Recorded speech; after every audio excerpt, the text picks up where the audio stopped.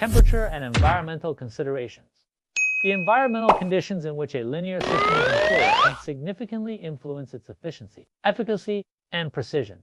Of paramount importance is the operating temperature, as thermal expansion and contraction triggered by extreme temperatures or substantial temperature fluctuations can profoundly affect system performance. It is imperative to maintain the operating temperature within the recommended parameters to mitigate the effects of thermal expansion or contraction, which could compromise the accuracy and performance of linear motion systems.